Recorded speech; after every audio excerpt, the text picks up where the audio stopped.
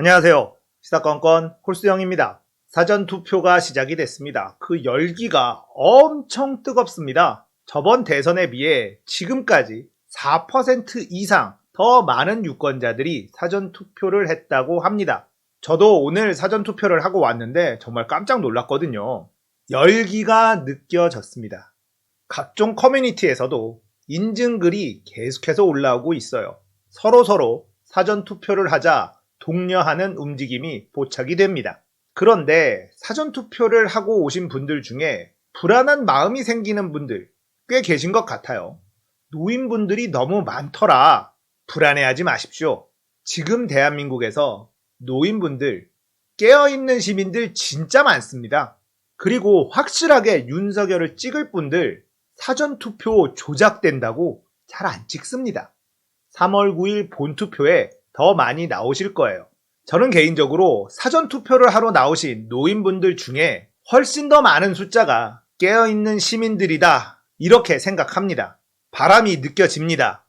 선거는 이런 분위기를 타야지 돼요.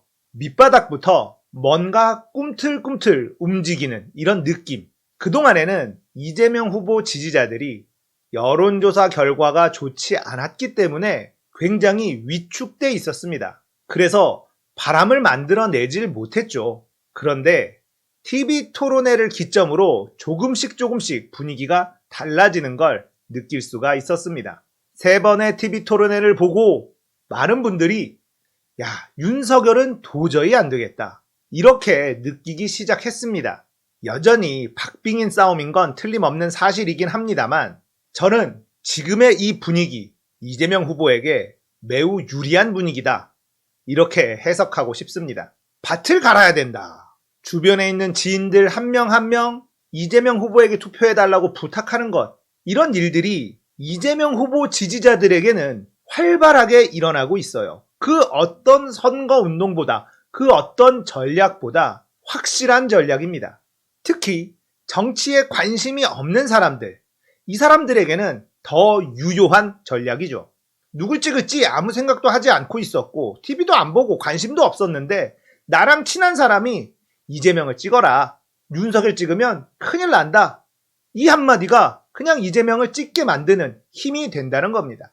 지금은 당에서 내는 전략, 후보의 연설 이런 걸로 유권자들이 움직이지 않습니다. 가장 강력한 건 나와 친한 사람의 한마디.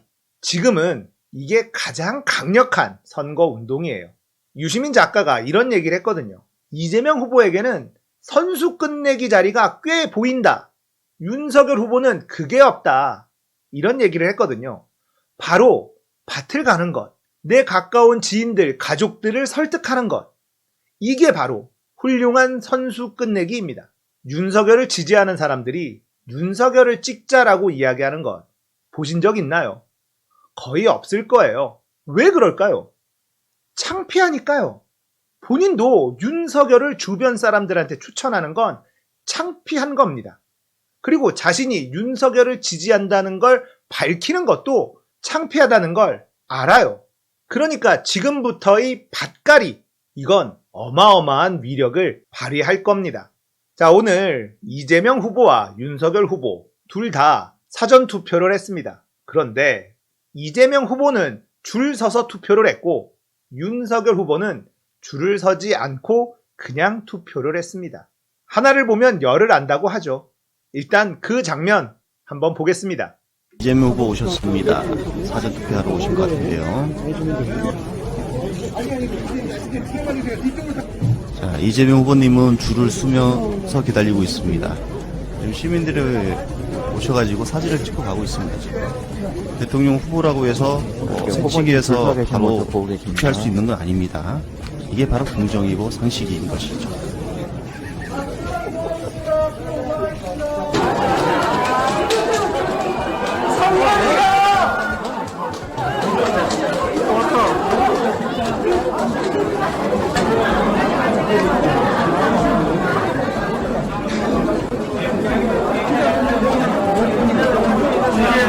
아니 이쪽 나와. 투표자 들어가십시오. 자, 여러분들 보셨죠? 누가 대한민국의 대통령이 되어야 할까요? 거창한 공약보다 이런 태도 하나, 여기에서 우리는 그 사람의 인품을 알 수가 있습니다. 윤석열 후보는 저런 특권이 몸에 배어 있는 인물입니다. 늘 그렇게 살아왔어요. 어제, 오늘 열린공감TV에서 윤석열 후보의 녹취록, 이걸 공개하고 있죠. 박근혜를 조진다, 이런 표현도 있고, 노무현 대통령을 잡기 위해서 박연차를 건드렸다, 이런 내용도 들어 있습니다. 정말 충격적이었습니다. 모두가 윤석열에게 속았습니다. 문재인 대통령이 윤석열 검찰총장을 임명할 때 검찰개혁을 부탁했습니다. 그리고 윤석열은 검찰개혁에 앞장서겠다, 이렇게 약속했습니다. 하지만 경찰에 대해서 이야기하는 내용을 들어보니 그건 역시 거짓말이었습니다. 입만 열면 거짓말을 하는 후보, 특권이 몸에 배어 있는 후보, 검찰 권력이 절대라고 믿고 있는 후보. 아무리 생각해도 대통령감은 아니죠. 초박빙의 싸움이에요. 주변 사람들 한 명이라도 더 설득하고 사전투표 꼭 하십시오. 사전투표율이 40% 이상 나온다면 이재명 후보의 압승 예상할 수도 있습니다. 끝까지 방심할 수 없는 선거예요. 다만 상황이 유리하다고 판단하는 근거는 이재명 후보 지지자들은 굉장히 신나고 있는 분위기고 윤석열 후보의 지지자들은 매우 조용한 분위기라는 겁니다. 그리고 국민의힘의 움직임을 보면 승자의 여유는 보이지 않습니다. 안철수와의 단일화를 성공해냈지만 역풍부는 분위기 때문에 당황하는 눈치고요. 투표소에서 일하고 있는 공무원의 장갑이 파란색이라고 트집을 잡고 시비를 걸고 있습니다. 이 장갑, 하늘색 장갑, 매우 흔한 색깔이거든요. 민주당 색깔인 완전 파란색도 아니에요. 시중에 매우 많이 퍼져 있는 그런 장갑 색깔인데 이걸 가지고도 시비를 겁니다. 그리고 문재인 대통령이 사전투표하러 나와서 민주라는 단어를 너무 많이 얘기했다, 이건 선거 개입이다, 이런 시비도 겁니다. 민주당을 얘기한 것도 아니고요. 민주주의에 대한 이야기를 한 거예요. 선거날 민주주의 이야기하지. 그러면 공산주의 이야기할까요? 국민의힘의 논리대로라면 국민이라는 표현을 써도 선거 개입이겠네요. 이렇게 억지를 쓰는 모습을 봤을 때 조급함이 느껴집니다. 국민의힘 쪽이 지금 현재 분위기가 좋지 않다는 걸 이런 곳에서 포착할 수가 있어요. 하지만 분위기가 아무리 좋다고 해도 투표하지 않으면 지는 싸움, 반드시 투표해야만 합니다. 끝까지 밭을 갈아야 됩니다. 한 명이라도 설득하고 투표장으로 데리고 가야 됩니다. 할 수 있습니다. 이재명의 시대는 우리가 지금까지 경험해보지 못한 민주주의의 두 번째 챕터의 시작이 될 겁니다.